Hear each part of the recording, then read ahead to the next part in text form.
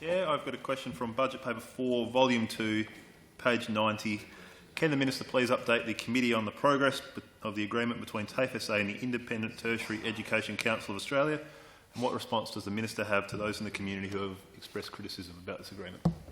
Thank the member for the question. This is important because I think it goes directly to some of the comments that were very unfortunately put in a misguided manner in the House in recent weeks, and certain other bits of information which tell nothing like the whole story elsewhere in the community. So TAFE SA signed a memorandum of understanding with the Independent Tertiary Education Council of Australia on the 5th of July 2019.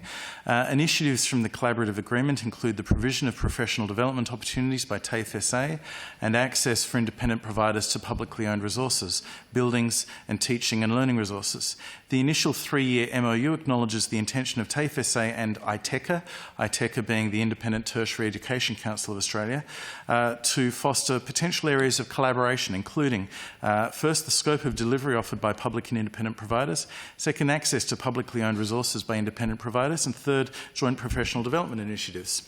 Senior executives from TAFE SA and ITECA meet on a quarterly basis to further develop a benefits framework to maximise the partnership's approach.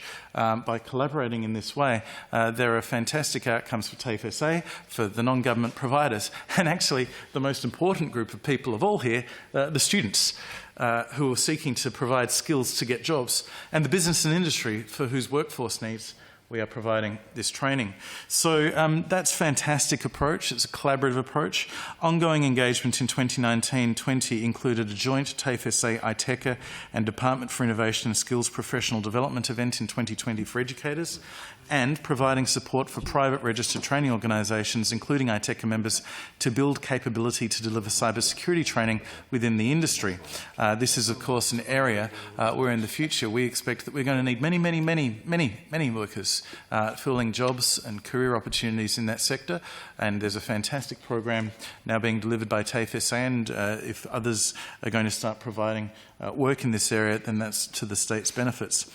This is included offering of access to curriculum teaching and learning, including digital materials and facilities where possible. That's what the MOU is about. It was categorised by the Leader of the Opposition the other day as government's assault on TAFE.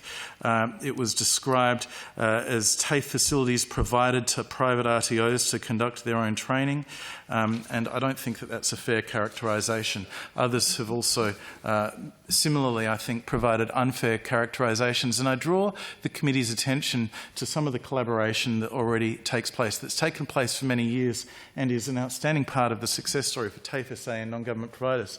If you go to the Regency campus, you can look at ICHM and Le Cordon Bleu, which are non-government training providers, or indeed education providers, and they're working on TAFE campus next door to TAFE staff. Some of the staff, have had engagement across both, yeah? Mm-hmm.